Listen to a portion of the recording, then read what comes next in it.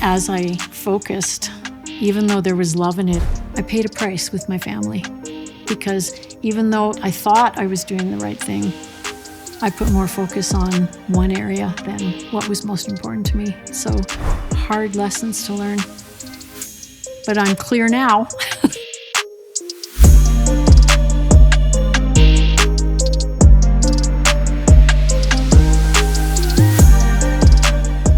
Hi, everyone. Welcome to the 4th episode of the book, The Real Story, where we welcome real and authentic guests here to share their story. Again, I would like to thank SB Experience for the great outfit again. I decided to go with the business casual look today.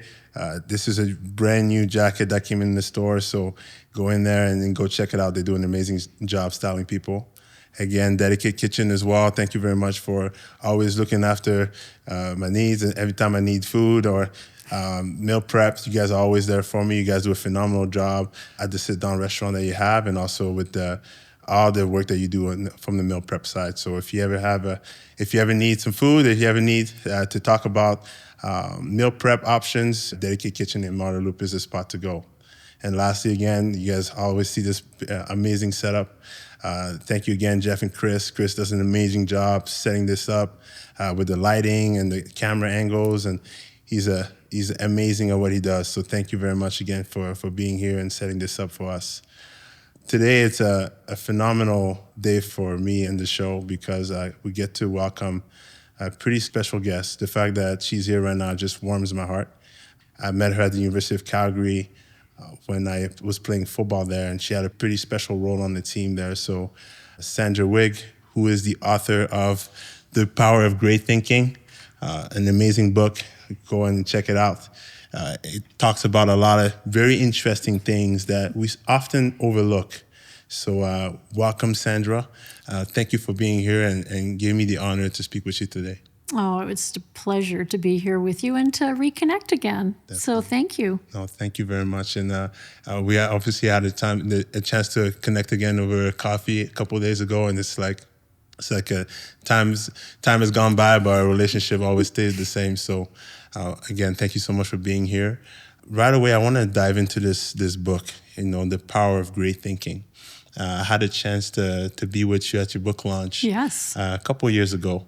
I was very honored for the opportunity to sit down with you on this panel, just hearing a little bit about your thoughts about the process of coming up with this book and seeing all your community that you have. They're excited to hear about it. So talk to us a little bit about the book and the great thinking and the theory behind it.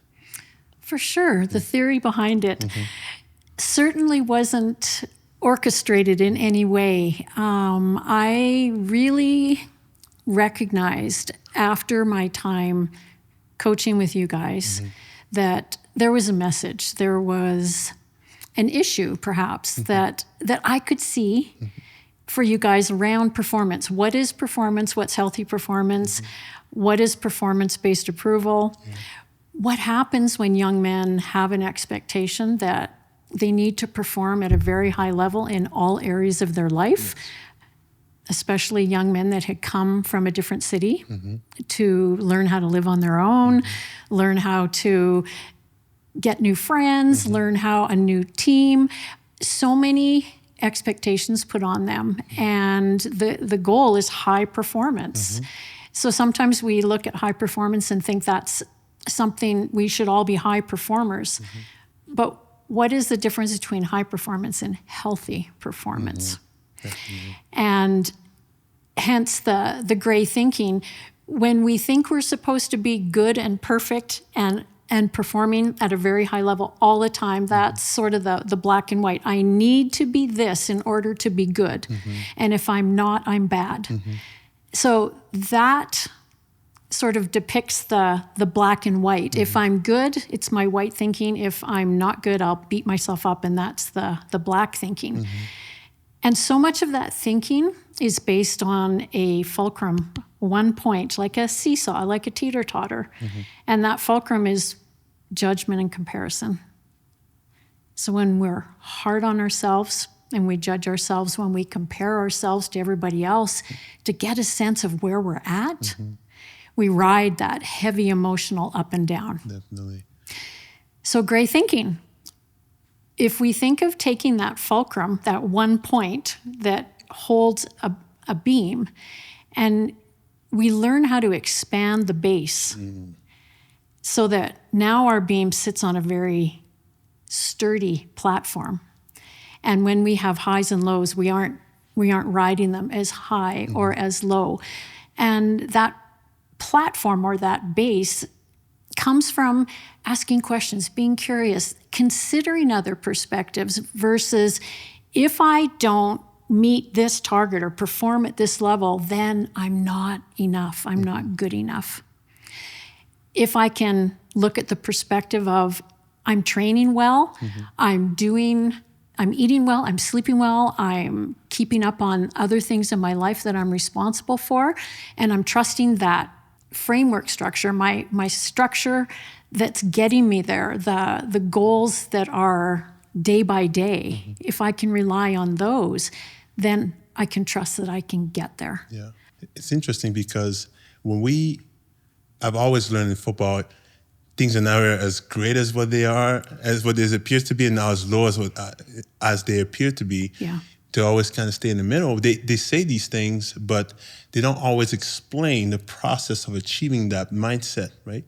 And talking about the black and the white, how did you determine what was white, what was black? You know, because it's very interesting, the color gray, right? Yeah. When they're talking about, you know, gray areas and thinking about how things, and sometimes they're not always black and white. Yeah. What's black, what's white? How did you come up with that?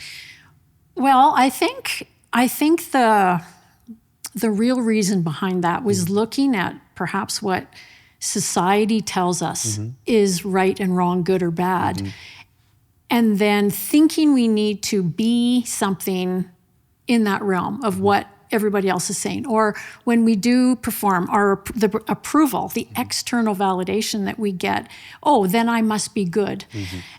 And I recognize that so many people operate just at the end of that continuum. Yeah. So we're operating in a black and white world. And what are we missing in between there? Because there's an infinite number of points in between those endpoints of black and white. And I think what I recognized was the stress and the pressure of trying to perform for what everybody else wanted, or comparing people, comparing themselves to other people. There wasn't an ability to make choices, to say, what is the process for me? Yeah. Am I trusting the goals that I have every day that are moving me towards this bigger performance goal? And that's part of the gray is what am I doing to get me where I want to go? Because it's not just something that happens one day and then I'm here the next day. I mean, as you know, it can be years, decades of training. And so I recognize the black and white, especially the black, because we're really good at the black thinking. Really good. How do we beat ourselves up? How do we blame ourselves? How do we think, oh, I can't ever do this, or I'm not strong enough, I'm not smart enough, or look at them, I can't do this the same, or I don't make as much money, or I don't have as nice a car. All these things where we look at the not so nice stuff, where we doubt ourselves. Yeah. We're all really good at the black thinking. Why are we so good at the black thinking? That's a really good question. I think it's easier to stay focused on what's not working in an unhealthy way, because focusing on what's not working is a good thing. And that's where the gray comes in again, is if something's not working, instead of choosing to beat ourselves up about it, can we look at, okay, what is the truth of my point A? I'm here and I'm struggling, or I don't like my result. Can I look at a perspective shift versus going into the negative and then kind of spiraling? Because when we focus on what's not working and what we don't have control over, we always take a downward spiral. For sure. And so it's exciting for me, having lived a lot in the black and white realm in my life, and always looking outside of me for what's a direction, what's what is it, what does everybody else say? It's kind of like on the Matrix, right? Everybody's taking the blue pill. When you choose to go and take the red pill, it's a rougher ride. Oh, yeah. But you do consider different perspectives. And I truly believe, and I'm very passionate about this, because when I learned to come out of black and white thinking, there's so much potential for experiencing things in a different way when we aren't putting the pressure on ourselves to achieve at a realm of what, or at an expectation of what somebody else is putting on us that isn't our own choice. So when we talk about performing for, like, I have to meet this goal or I'm not good enough, like, that's the black thinking, right? The white thinking would be, I'm really good. I don't need to train. I've already got this. And that's dangerous too. It is. It is. And sometimes we do that to compensate for the harsher feelings we have on ourselves. But think about a world where we go, okay, I'm feeling a bit bad. Instead of going down further and beating myself up, what if I can see that, failure is healthy, making mistakes is where we learn. We don't really learn when things are going well. Sometimes we've got to really fall hard to make a shift and go, wow, the way I've been thinking in this black and white realm and how it's been driving me isn't even sustainable, and it's not healthy. So I think, watching you guys as players, watching some thrive, some not, some kind of in the middle, but when they didn't, when guys didn't, they didn't. And over my experience working with you, I don't know that I ever really saw that to the extent that I did after I recognized that. I could see the performance-based approval for you guys, but I couldn't see that for me. For yourself.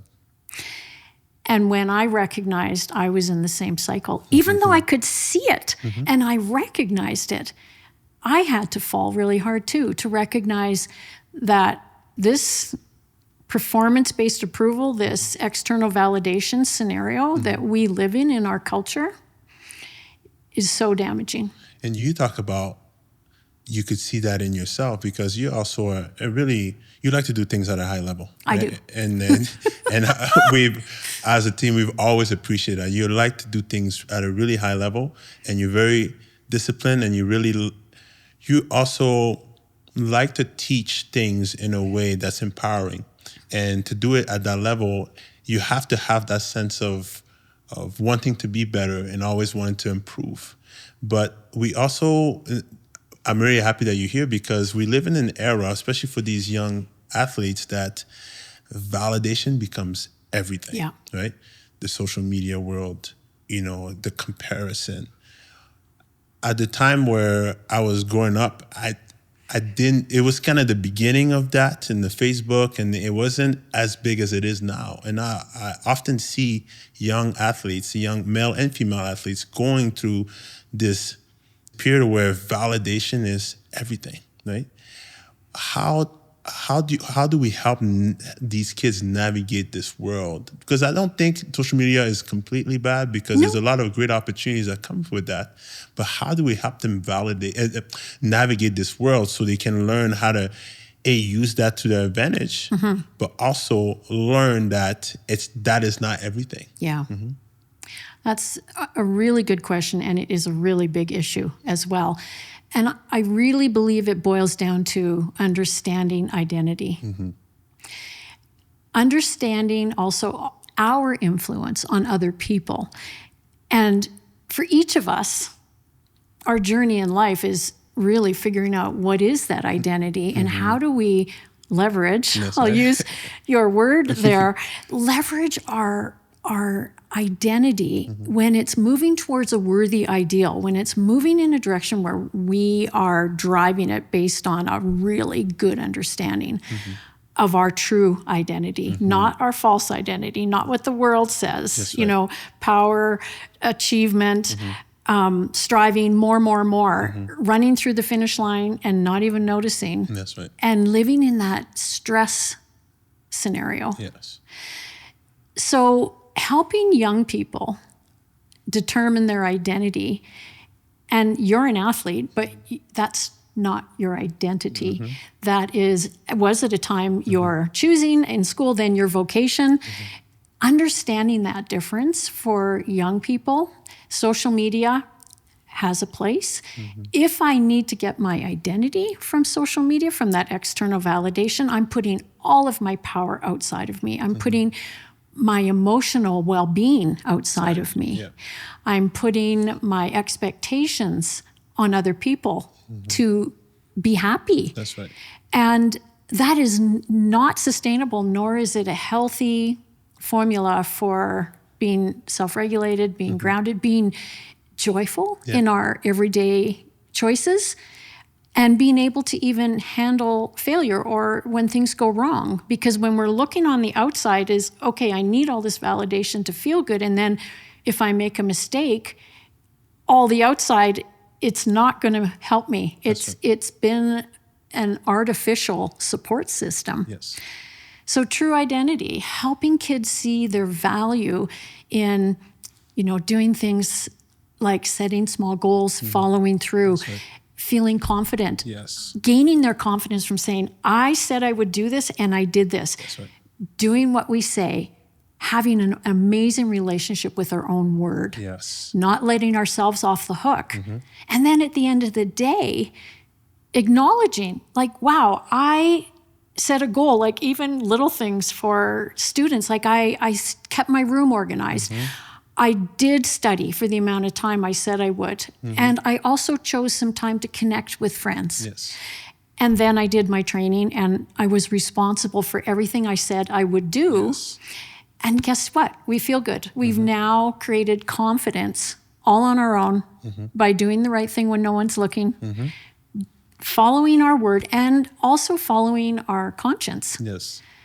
To do what we know is right for us, so that we can move in the direction of the vision that we have for our life. So I like that you touched on the piece of identity, because when I work with kids, they talk about, well, what you expect them to do, I don't think if they're old enough to do that, or for them to really know their identity, don't you think 15-year-old is too young? I said, it may be for some people, but it's never too late. It's never too early to start the process. That's true. And we need to encourage them to start the process. And the number one expectation here at Bouk Performance is integrity.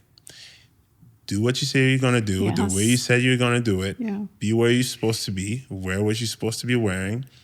Just be a person of your word, right? And that's not I don't know if there's a particular age where you can teach someone that, right? But I think it's important to start the process early. It doesn't mean that they're going to achieve that next day, but it's important for them to have that be exposed to it. Because also, I think in psychology, I've also talked about that in the last episode, this self-concept, this ability, the way you view yourself and the way you go confidence is developing this self-concept. And it's step by step, right? Yeah. And it takes time. And I'm 32 years old and I'm still developing my self-concept, right? It's a life, it's an ongoing process and it never ends. But it's important to start that.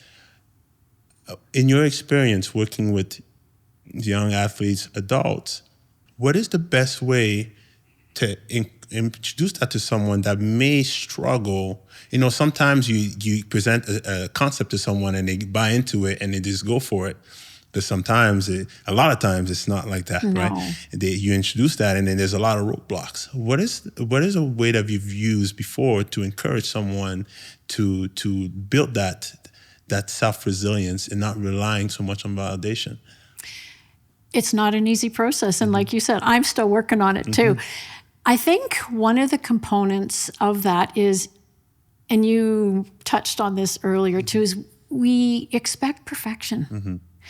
So if we're striving for perfect, which doesn't exist, we're unwilling to maybe have the freedom or the courage or even the curiosity to try things and see how it might turn out. Make a decision, see what our results are, and then reassess and make another decision. And I think often in our society is if we don't think we can get it right, we won't make the decision. And so we either hold back or we don't trust ourselves. And that might be a place where we start to lose that sense of self. Like we might be excited about trying something, but if our fear is, I can't do it well, or I don't know how, and what if I make a mistake? And we start to lose maybe parts of our youthful enthusiasm. We start to lose our creativity or our childlike, just let me try and see what happens. Let me adventure. Let me be curious. And I think if we can encourage that in young people, and all of us actually, not just young people, but to be curious, to explore, to not be so worried about the outcome, but to make small decisions toward a vision. So that's the other piece, is choosing a vision, something we're working towards. A vision in the way I see it is more general. If we have a vision for a healthy lifestyle, a health and wellness going into our lives and continuing through our lives, then we can make decisions based on that vision. And the vision sort of holds us going on a path. Now, it's never a straight path, but our decisions and our values and what we know about ourselves and our identity hold us, almost there's bumpers to hold us going in that direction. So we might veer off, and sometimes we go right out of the bumpers. And the bump is so hard and you fall, right? Yeah. And you get back up. You do. If you don't see a vision for yourself, if you haven't ever really taken the time to say, okay, this is something I want to move toward. And for younger people, it's hard to set something that's a really long-term goal. But I really feel now is that we need that vision to look at as a foil for our thoughts so that we can look at them and say, is this going to work, move me toward what I say I want or away from what I say I want? And each of those little choices that younger people make then helps them to rely less on what other people think, because they now have, I don't want to say a formula, but they have something that's going to keep them moving in the direction that they say they want. It might change, and they might get down the road and go, I think I want to move. But when they can start having visions younger and starting to learn how to move toward that in a way that is healthy, and again, like what we talked about, some of the instilling, do what you say and work hard at it. And there's nothing wrong with having a very good work ethic, expecting a lot of yourself, but expecting perfection and then the fear of, and this was me. I don't know how to do it. I have to figure out how to do it. I should know how to do everything at a really high level. It takes the joy out of it. That's right. When you talked about, to get back a little bit about that path that you just talked about, and the first thing that came to mind is goal setting. Right? Yeah. How do you set goals in the gray to achieve? Obviously, as you talked about, obviously you can still try and work towards perfection, knowing that it may not necessarily the goal is obviously we always want to get better, but there's also limitation. We know we're not perfect, and there's things that may happen along the way, and we adapt to those things. But for some people, and even sometimes for me, it's very, I set this goal and get this, right? Yeah. Where's the gray in that? Well, that's a good question. We do need to work toward goals too. I think goal setting keeps us moving forward. We feel inspired when we set a goal, especially something that we've never done before. I think the gray thinking comes in really strongly there when I say, okay, I'm going to set this goal, and it's big. And like, for instance, writing my book, I've never written a book before. It was terrifying. But if I think I can never do this, I'm not good enough, so I'm going to give up, there's some black thinking, or, how hard could this be? I'll just slap something together. But in sort of almost avoiding the work or the hard part is every day getting at it. So the gray thinking becomes, I've chosen this. This is my vision. It's a goal. And I can be flexible in the goal. I can say, on a day when, writing a book is about being creative. Working out hard means you've got to, if you're not feeling well one day, so some gray thinking, there would be some grace for yourself to say, I still have a goal. It's at a very high level, and today is just not the day. And having some grace for that. But also recognizing we can let ourselves off the hook. And there's a fine line there of, am I letting myself off the hook, or am I choosing something that's healthy for me? And I think we will go through our lives determining that in different areas always. But can we be honest with ourselves and say, I'm actually avoiding here? Yes. And then put ourselves back on the hook and say, no, I said I would do this. And so the goal and the mechanism to get there, and your structure and all of the details that will get you toward that goal need to be adjusted and managed. And, some days if you're not having a good day, you might need to drop your weight or whatever. But that's some of the gray, is not just going in one direction without looking at what's going on around you, but really taking in the aspects of your day, maybe you didn't get sleep one night, like just different things. And then saying, how do I keep myself on the hook, moving toward that goal, but looking at the truth of the situation and now what's responsible. Yes. It's usually sometimes, especially, I don't know if it's, and I don't want to say that that's the reason, but because people have always done this, but since COVID, people, I feel like now have a constant reason to not do things, because, I'm feeling a little bit, I have the sniffles, so I'm not coming, right? I don't feel the best, so I'm just not gonna come. I always have difficulty with that, because there are days where you will have a game and you're expected to go out there and perform. Yeah. And you may not feel your best, but if you don't practice that, it'll be hard for you to, when the moment comes, to do that, right? So to touch on that a little bit and talking about the gray, and I've heard those words where you said the gray thinking is a bit of a softer approach to performance, and right away, I know a lot of people that are in the high performance world, not only in sports, because high performance, it's not just sports. It's the downtown. There's a lot of people in the high performance world, in the oil and gas industry, in any industry that you're in, artists, it's still a high performance world. When you say a softer approach to performance, right away, I don't know if it aligns well with some people. Yeah.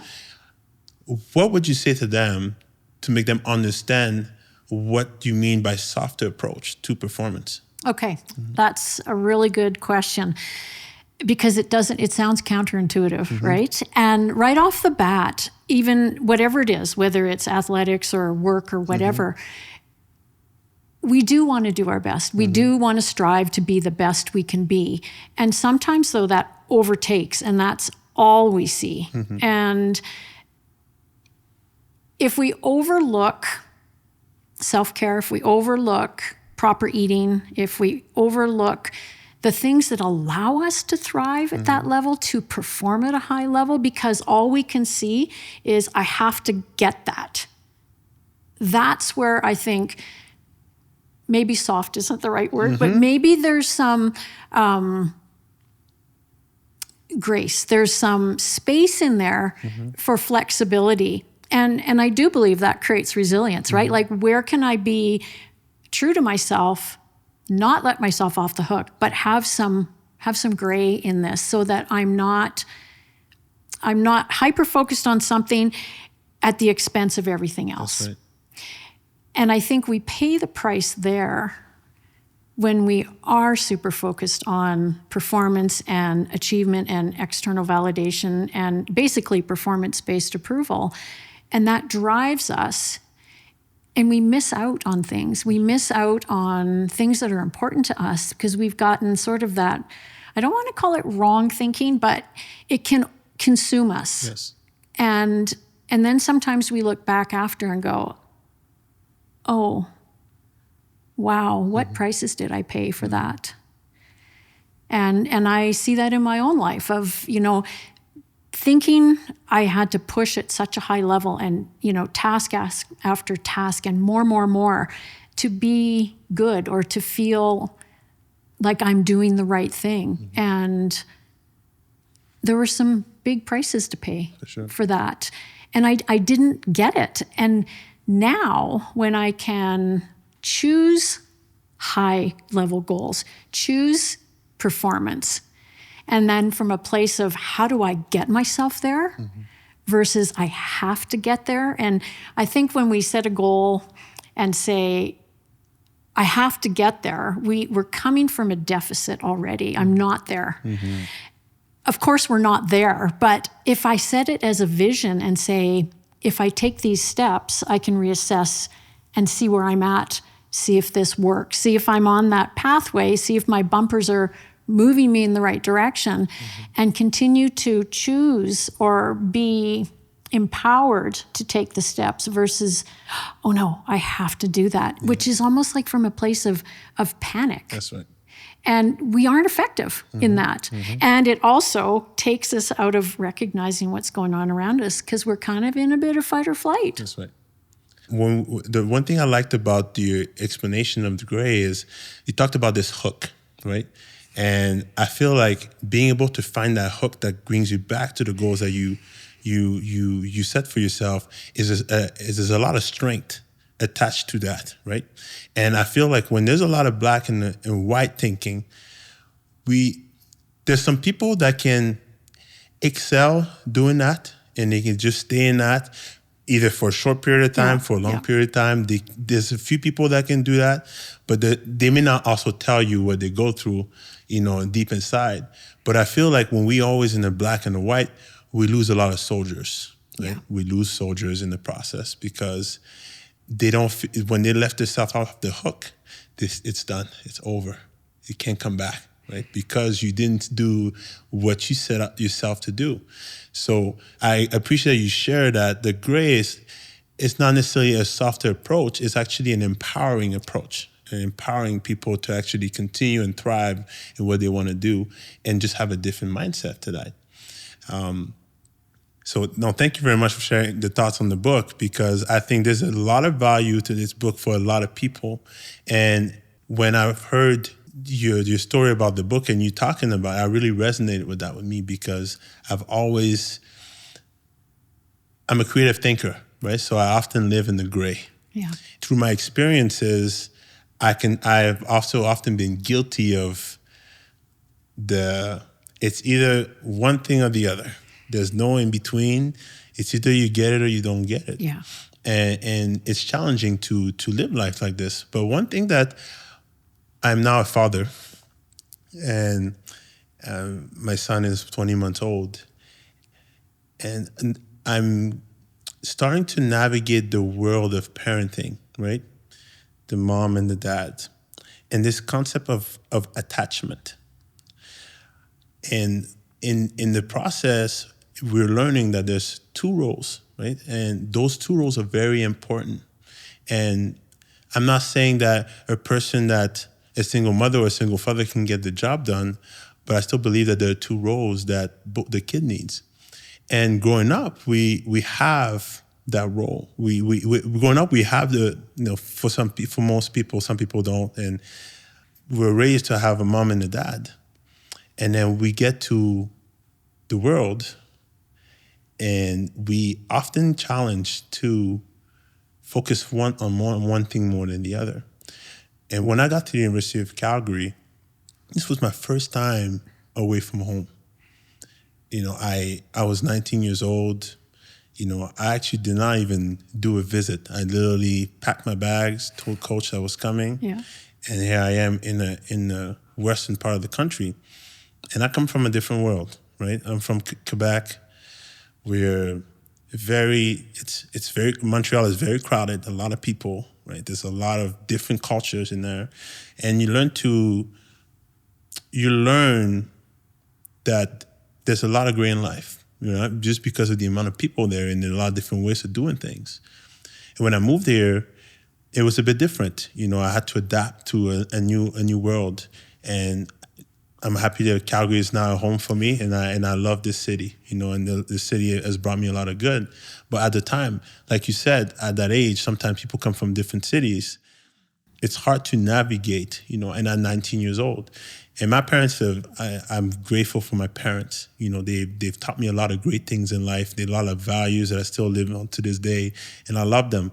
But at that age, it's very hard to go on your own and do things. You can be given all the tools, but there's times that you may struggle. And when I came here, there was a massive language barrier, right? Yes. So I still have my accent, and I have pride in it now. But it was challenging for me to express myself. I was working in retail, trying to sell things, and I knew that I wasn't saying the right things all the time. But I still went with it, right? And I just smiled, it's like, I hope you understand what I just said. Yeah. But the process of adaptation for me was very difficult, because not only there was a language barrier, but also the style of communication that I'm used to where I'm from is a bit different. Also, I come from a religious background that I'm grateful for, but there's a lot of things that I had to learn to navigate on my own. And when I came here, I was grateful to be here, but it was very difficult for me to adapt. And again, I was just a 19-year-old kid. When I came in, I tried my best to do everything the right way, right?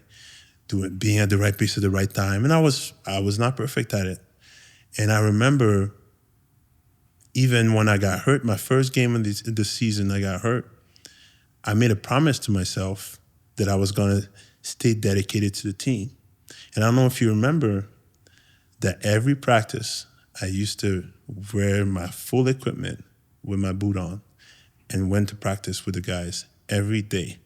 And whatever I could do, I couldn't even put weight on that foot, but I would hop around to stay with my unit, catch the ball on the sideline, just to be part of something, just to have that, to feel this sense of attachment, right, that I was looking for, that I didn't have.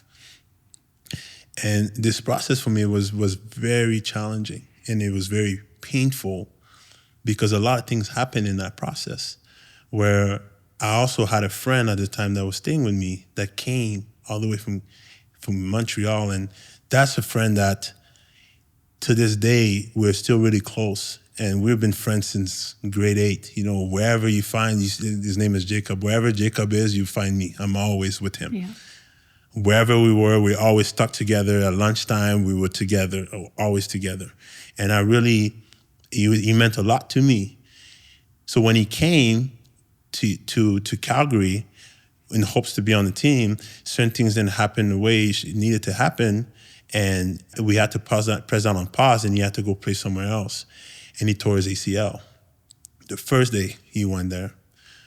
So you look at a kid that's 19 years old with no parents, with his best friend in the room next door that doesn't have a bed, that just tore his ACL. I just tore my ankle, had pretty serious damage to my ankle, where the bone bruising was so severe that it took me over a year to overcome that. It took a long time. Every time I would run, if I did anything running related, my ankle would swell up because of the bone bruising.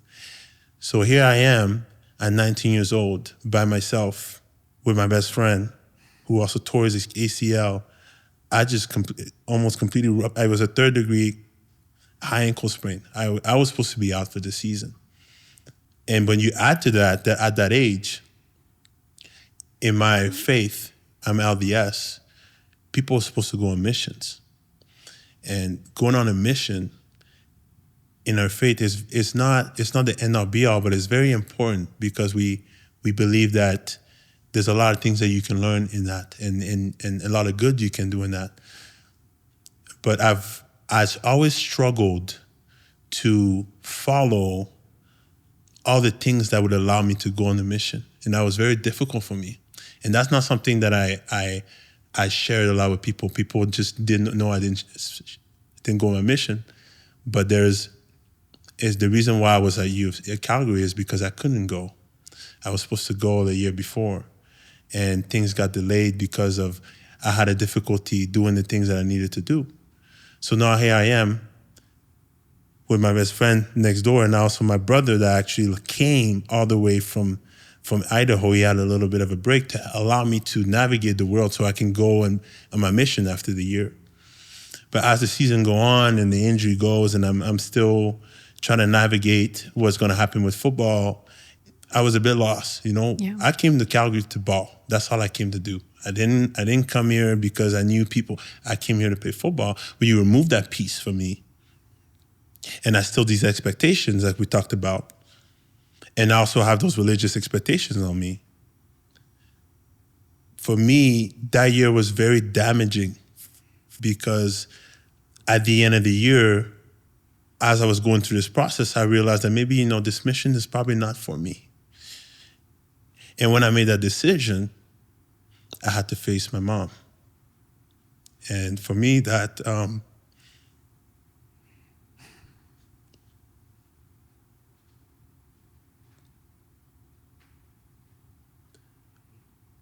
I knew I was making a decision for myself, but you're always going to want to please mom, right? Yeah. And my mom is someone that I love dearly, but mission was very important for her. And when you tell her that news and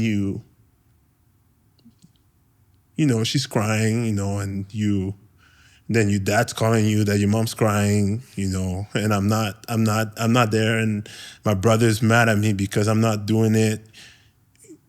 My friend is still next door, not knowing what he's going on with his life. I'm driving him places, helping him dress after surgery, taking him to the bathroom, sitting him down, not knowing what the next step was going to be for him. That was a very,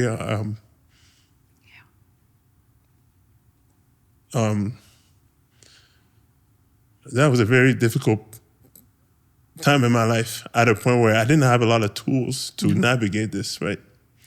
And I remember before a game, we were getting ready for playoffs, and I'd battled injuries the whole season. And I remember us sitting in the room and trying to explain what I'm actually going through. I'm trying to be strong and trying to show up with the guys and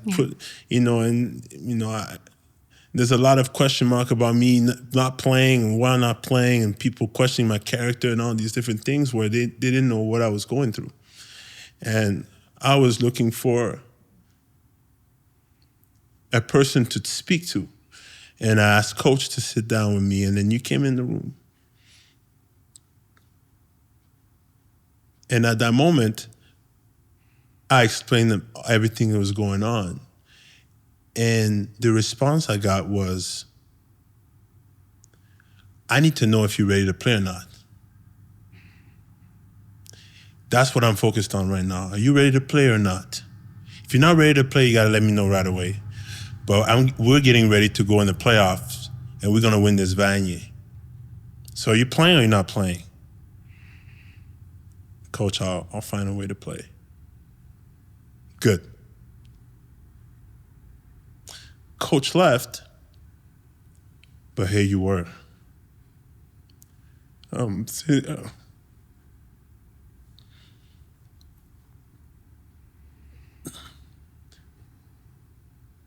Sitting down because you knew I was hurt, and you knew that you weren't questioning my abilities to compete.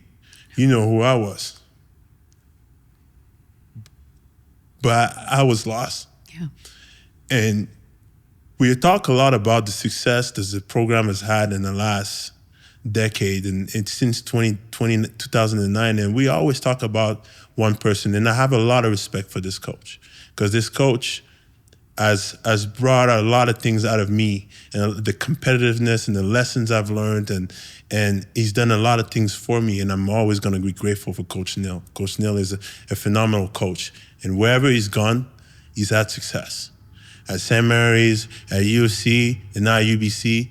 I have a lot of respect for what he did. But every time we talk about the success of the Dinos, we talk about Coach Neil.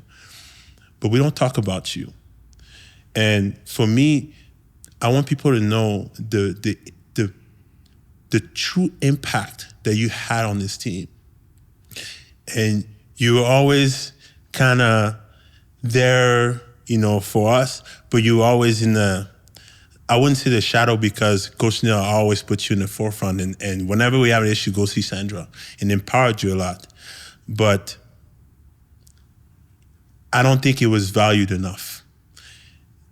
The ability to have someone in the organization to be able to give us that sense of grace, and then that sense of gray, right?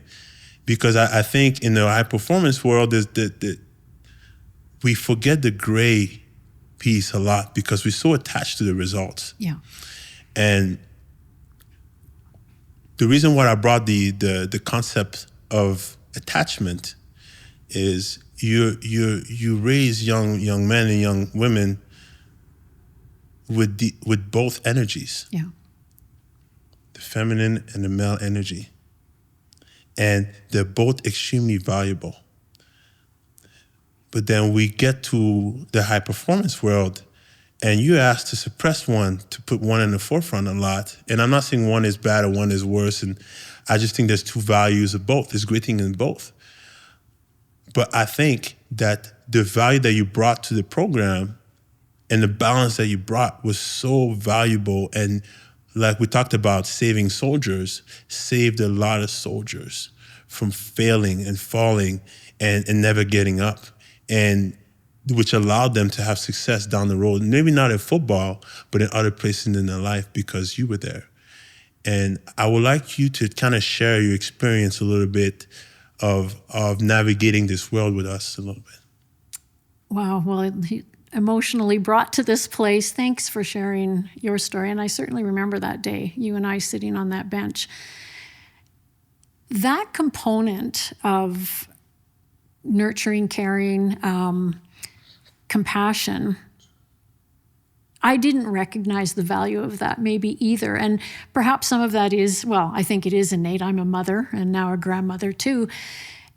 But I did also place more value on the task and what programs have I created and how am I supporting and doing everything. So really overcommitting myself in that too, in that striving for perfection and performance. And in the book, I talk about, all the programs, all of what I thought I was doing academically and for support. The number one thing that I learned after the fact was there was somebody that was not judging you on your on-field performance, that you were a person and you didn't get different treatment depending on how you played or how you didn't play. And that was very profound for me to discover, that maybe we talk about identity, that piece is as important. It has made a difference. And I didn't recognize it either. I could see it for you guys. I could see you guys struggling, and I guess innately could see what was needed. But I was still in the performance mode myself. So until, similarly to you, something happens where your life gets shaken and you're made to look differently, I've now been able to really value that component of compassion, of sort of unconditional, seeing people for who they are, not what they're doing. And it did bring me great joy to be able to support you guys in that. And I don't think I really recognized the impact until I really got the calling to write this book and to share that message that performance is important, but we need to have people that see us unconditionally for who we are so that we have the courage to move forward in heavy lifting goals, like big goals. And I couldn't give that to myself. I was in the striving too, but I could give it to other people. And as we recognize our true identity, I think we can start to have that piece of compassion for ourselves and value what our gifts are, and maybe not what we thought it was supposed to be. But that's the piece that I get to carry, where I know that I supported somebody when they were struggling, when I was able to be there for you, for others, when they didn't know where they were lost, and to try to just let them know they were cared for and okay, just the way they were.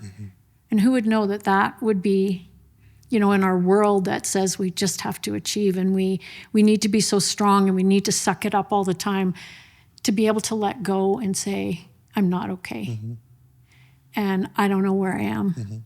And I need support. And I recognize that now in my life, because that happened to me. I don't know where I am. I thought I knew, and now I don't. And now I feel like the compassion is so much more forward for me, for other people, and for myself, where I learned a lesson like you did when you were 19, where we hit hard circumstances and then need to figure out what matters going forward. That's right. And I like that we talked about the strength component of great thinking, because when we, at that moment in life, like we talked about, I thought about football was done for me. Yeah. I was ready to quit. I was done. And just other things that I wanted to do, and I just didn't know if it fit for me. But that gray in that environment really allowed me to dig deeper, right? And allowed me to keep going. And I still had to learn. There's a lot of things I had to learn along the way, and I'm not perfect to this day. I'm still learning. But that grace really helped. And a lot of times in organizations, and we tend to be so focused on the outcome that we don't give people grace. And I think grace is important, because some people take advantage of that, right? Yeah. And they're quick to put themselves there, and they just, and unfortunately that's too bad, because they're missing an important component to that. But I think it's important to have that balance in organization. And having you there, I believe that every single organization needs to have a Sandra, right? And because of the value that you brought to us, and because of the love, you still expected us to do things at a high level, right? Because I considered you as a coach, right? You were in the coach, the X's and O's coach on the field, telling us how to block or to tackle, but you were a life coach for us. And you still had a high expectation for us, but you knew that there are certain expectations that were there that we were going to fall short of. And you were always there for a hug. You were there to just your smile, just the beautiful smile that you have is just warmed us, right? And it's important I feel like, to have the balance in that. And now when we look at this society, and that's where I feel like there needs to be a shift a little bit in terms of how do we achieve this balance? And I'll go back to the young child having both energies in their lives. I don't think it's much different later on. I still believe that we need both. And I'm not saying that we can achieve success for only one or the other, but I think for optimal success, I think we need both. And when we look at females trying to have a higher place of importance in leadership roles, I don't think we value feminine energy enough.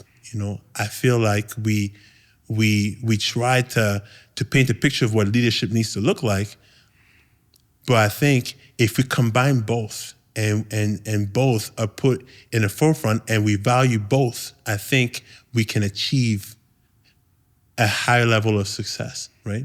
But in order to do that, we need to continue to value what women brings to the table, right? And it may not always be the harsh rah-rah all the time, but they have a style of leadership that is so powerful that can empower people, and it's a different voice. When I look at Jalen Hurts, the quarterback from the Eagles, and I look at all his marketing team, his agent, it's all women.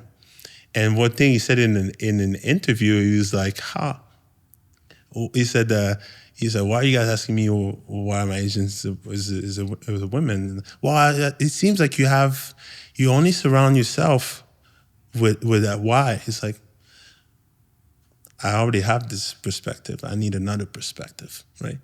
That I need the other perspective. Yeah. It's important for me to have that, for me to continue to get to where I need to get to.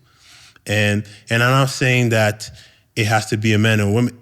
It's like a tomato sauce, right? Everybody has their tomato sauce, and they choose what they put in that. Maybe some people put a little bit more of this, some people put a little bit more of that, and whatever you like your tomato sauce to taste like, that's on you, and that's your recipe. But I think the balance needs to be there in order for people to have success, and that's what you brought to us, and you brought that balance. And I think it's important especially for these young athletes, especially at that age, at 19, 20, 21, you're so vulnerable. There's no, you think you know, right? You think you know, but we don't know. And even adults, right? People get to high levels in life, and CEOs and whatnot. It's not because that you're there that you still don't need guidance. I think we need both, and which ends the power of great thinking. So I really, really wanted people to understand the value that you brought to the program, not necessarily from an X's and O's standpoint, but the balance that you brought to our lives. So thank you so much for everything that you've done for us at the program. Wow. Well, it's a privilege to have been able to provide that. Even, we do all have the male, the feminine, masculine That's energy in us, and that doing that achievement, there's such great value in both. And you're right. I think sometimes we focus on the doing, and that being component of the feminine energy can bring great value. That's right. Because we both have it in us. Yeah. And talking from a young child, you have your mom and your dad going back and forth. There's things you learn from both, right? And I think that what I struggle with sometimes is when we look at a position of leadership, we look at a one picture and one way of it, right? But there's different ways of doing things. And if you look back at when you go back as a leader, at the people that you work with, what does the person need? Not necessarily always what is the goal for the business all the time. Yeah. What does a person need at the time, and what kind of energy do I need to give that person? It's very important to be mindful of that, because at time, what you think is best may not be best for that person in that particular time. And as individuals, we need to have access to both, depending on the time. And the more that we both get better at, and again, I'm not saying that's to make it a gender thing, because I believe that we both bring value, but we can't do one without the other. We need both, and to achieve greater success. So, right now you're a life coach and you work with people and you work how to guide people. How do you now? You said that before you used to tap into one energy more than the other. How do you balance both, and how do you achieve success with your clients? Well, I think now we're all able to we talked about the black thinking. We can all really put a lot of expectation on ourselves and push ourselves really, really, really hard.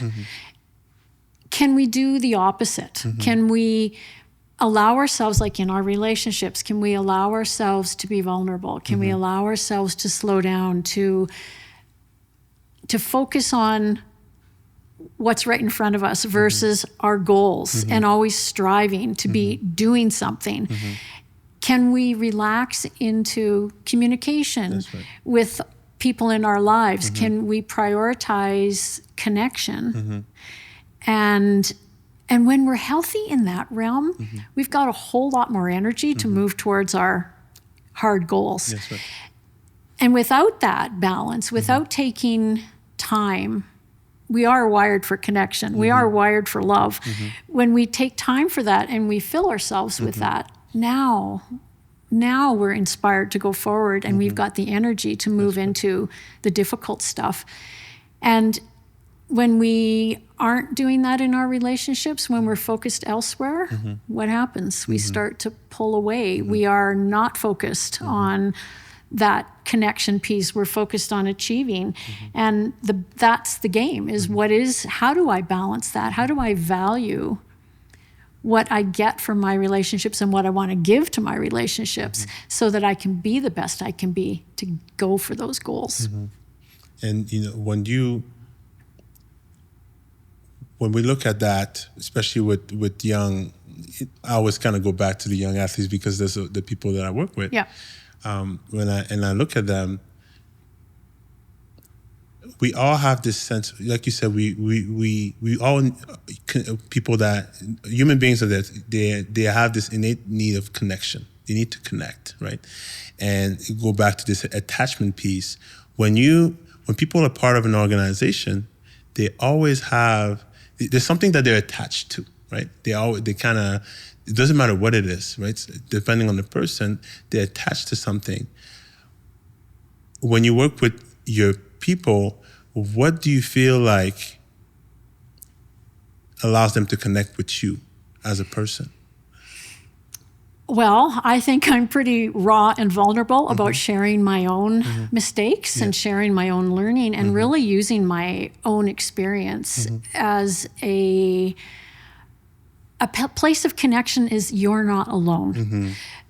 I've experienced that too. Or this has really broken my life when I didn't know this. And going into that vulnerable place to say, like, how could you know? You don't know, but now we're working together. Now you do know. And so coming from a place of that versus, there's lots of stuff to share with, regards to facts, but when we can connect at that heart level, like you're not alone. And you might feel like you're letting everybody down, especially for young people, right? What if I let people down? I'm not doing what I should be doing. If people know they're not alone, somebody else has maybe done that too or can relate, and people don't feel judged or, again, the black and white, I'm wrong, I did this, I regret this, I have guilt over this, and that defines them. Connection breaks those unhealthy ties to our shame and our regrets and helps us to use what we've learned from making decisions that didn't it got us off our direction, to grow and to learn versus hold ourselves in shame and regret, or think, for young people too, is who am I letting down versus choosing to use the information to grow and learn and understand that that's a normal process in life. We are going to fall. We do need people to help pick us up. And it's those people, like when we reach back and bring someone forward, for me, that's what lights me up now. I feel so inspired by being able to share the mess of my life to help people and choosing to put it, in words so that it can maybe help more people. And that's my focus now. I like that you talked about the vulnerability piece, because it's a very strong quality of leadership, being able to be vulnerable, because we all, because there's, regardless of the environment, when you're a leader, there's a power disparity already right away as you being a leader, and people look at you and you're a life coach as well, and people look at you as, oh, she has it all figured out, right?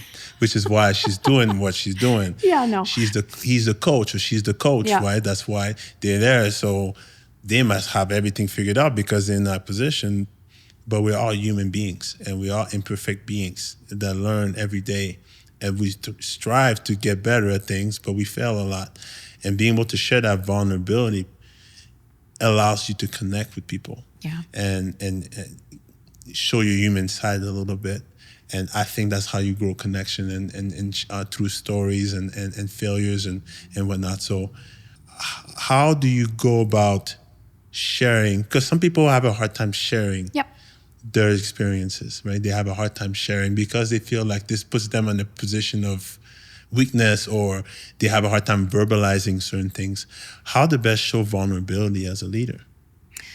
Well, I think asking questions and helping people feel a safe space to answer. Again, being vulnerable on my part, to give them permission to also share.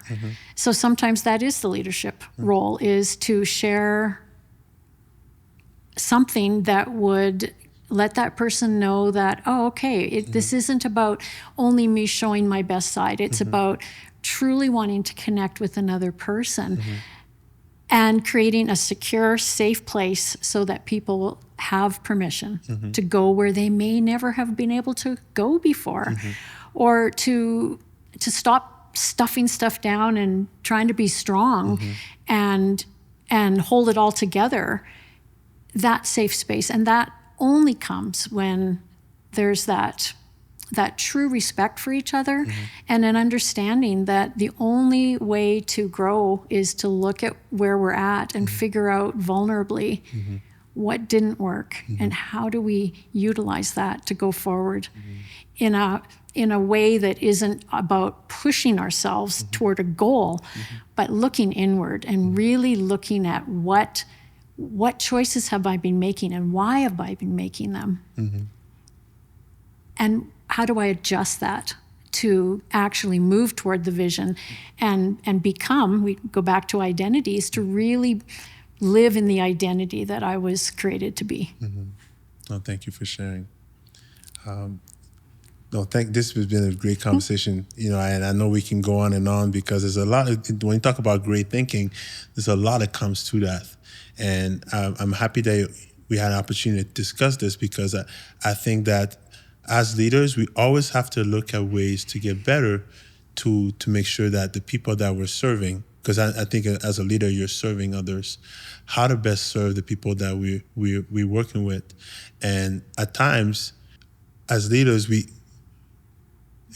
want to have all the answers, right? We want to be the person that they come to and we can just give all the answers, but we don't all have the answers. And it's important to surround yourself with people that can help you and give you different perspective and different set of eyes, and give you different ideas so you to be able to do the job that you need to do, right? Or sometimes it's to you to put someone else in that position at the moment because that person may be best equipped at the time to do the things that they need to do for the person itself, right? Yeah. And if I look at it sometimes with my assistant coaches, I'll look at a situation, I'll be, you know what, you go talk to this person because I think that you're best suited for that person based on what they're going through. It doesn't have to always be you, right? That's true. And in competition and in a world where we think we need to continually, move forward more on our own, that damages relationships. And it's sort of like there's not enough for everybody, so I've got to continue to move forward for what I need. And I've learned that is damaging. That is not the world I want to live in anymore, of looking at what is it, like you said, having to know everything and moving yourself forward and forgetting that component of how do I bring other people with me? Like, how do I make sure that the environment is encouraging so that everybody rises? And if we're thinking we have to move ourselves forward, we can damage. Even though there's great value in what we're doing, we can damage it. Definitely. That's right. No, thank you for sharing those thoughts. I want to ask you a few questions here. First of all, and I know you're a family person. You love family. And whenever I talk to you, either, oh, no, I have to go and do this for my grandson. You love family. And family is big here at Bouk Performance. And I would like to ask, what does family means to you? Family, I learned through striving and performing and go, is the most important thing. Your family can see you at your worst. They can encourage you at your best. They're there, and they'll always be there. We can go on our own and realize that we've sort of left behind that piece that is really, for me, the ultimate connection. Family and trusting family, wanting to create that that real sense of closeness with family. And now as a grandmother, leading grandchildren in a way that's probably different than from when I raised my own kids. I've got more insight, I've got more wisdom to empowering them versus, just being a mom and trying to get everybody everywhere. So again, the task mom, now I get to settle into being in family more in that compassionate connecting and choosing things to bring us all together. And that's what lights me up. That is the most important thing for me right now, is my family and my friends. And being present there. Oh, yeah. And the connection that you build with the people are also the things that you can teach and then you can learn from them as well. Yes. Right. So I think a family is a place where it's a lot of growth that happens around family. Yeah. Right. In a lot of ways. So. And a lot of support needed. A lot of support needed. That's right. For all of us. I need it. They need it. And again, it really brings forth that unconditional. How can we be unconditional in a family versus judging or, choosing, I can't really help you because you're not doing a good job on your own. Asking your family the hard questions or, being able to give some feedback that maybe nobody else would give. Having those hard conversations sometimes is support too, and love. Support doesn't always look the way we want it to look, but the freedom to be honest from a place of responsibility, speaking from love and responsibility, and having some of those hard conversations is a part of it too. I think family is the place where you can be first exposed to great thinking a lot, right? So that's where I think where it should start there, the gray. And I agree. The love and the support. Also, still pushing people to get better, but giving them that grace to continue to fight and stay on with the fight. So thank you for sharing that. My pleasure. Next question. We had a guest before that had a question for you, right? So how does creativity fit in your world? For me? Yeah. Personally? Yeah. Well, that's a really good question. Creativity is, for me, doing things that I'm not as familiar with. Nature really inspires me. Being out in nature allows me the clarity to think differently than when I'm in space where I know I have to achieve. Creativity is not as familiar for me as it may be for you. I know you say you're very creative. I feel like my life I've been more focused on, what word would I use? Being exact, being precise.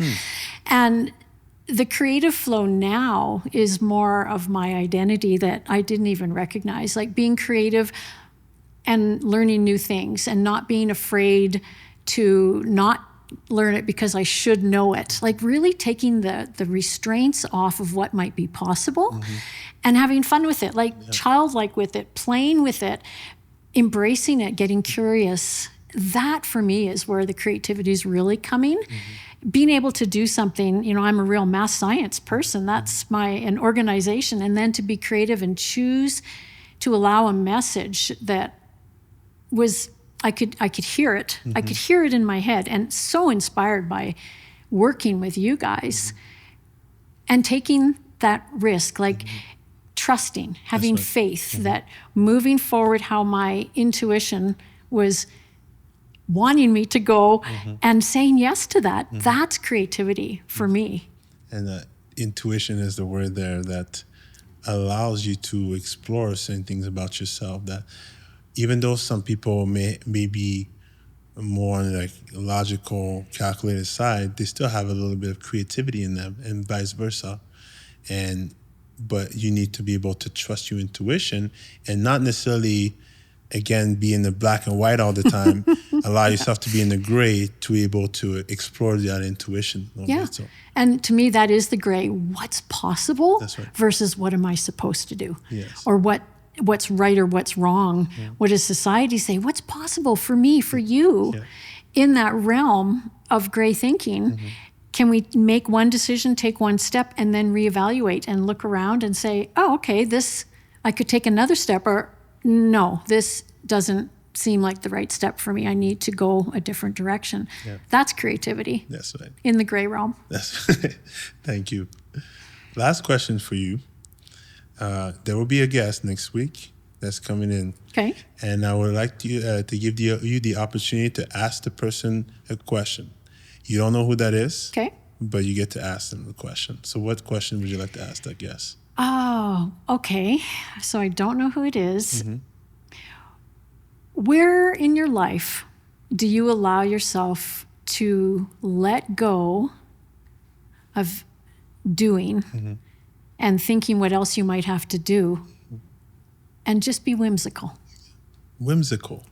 What does whimsical mean? It means creative Okay. or carefree. Okay, carefree. Yeah, Okay. where in your life can you let go of all that you have to do and be whimsical? That would be my question. Awesome. Thank you. I will definitely ask that person the question. Well, I'll have to listen now to hear the answer to that. Right. Yeah. That's right. No, thank you so much, Sandra, for taking the time, for being vulnerable, but also allowing me to be vulnerable and share certain things with you, and be able to share how much you've meant to me in my life and that you mean in my life. And I'm always going to be grateful for the timing of when you came into my life. You know, it's not just the relationship that we have. Is I think that the reason why we're so close is the timing and the when in which you came into my life and how you impacted my life and how you keep impacting my life. So thank you so much. And I know that you've impacted many and you will continue to do so, not only through this book, but through your presence and how people will connect with you. Wow.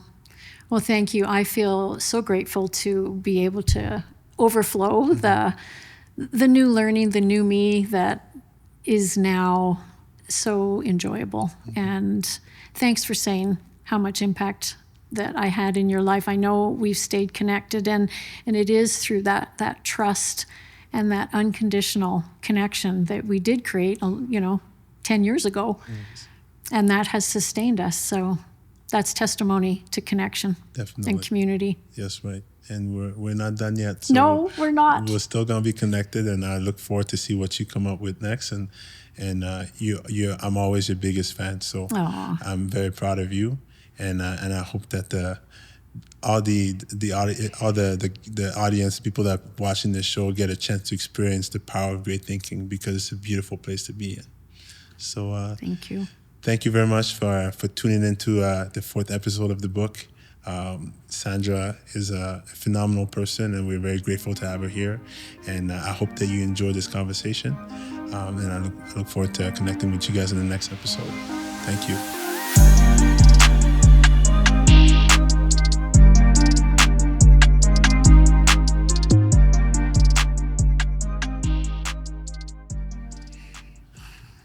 We're done.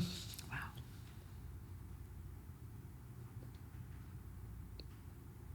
Are you okay? Yeah. You're amazing. You are amazing. Who you are as a person and how you did it has empowered me a lot as a coach. Watching you lead and watching you do the way you do things, and watching you not just expecting, but loving and caring and showing up and being there. There was never a moment where we felt like we're bugging her. Yeah. We're bugging her. We it's not the time. You're always there, and you showed up. And through the connection that we had and the importance that you had in my life, everywhere I go, I'm always trying to be a little bit like you. And I will always have a little bit of Sandra in me. Right? So thank you. Well, that means a lot.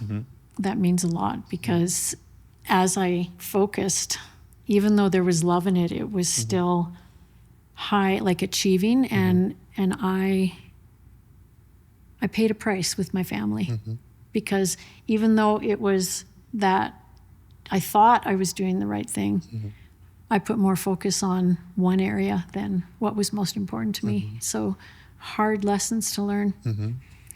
But I'm clear now. For sure. But we all have to learn somehow.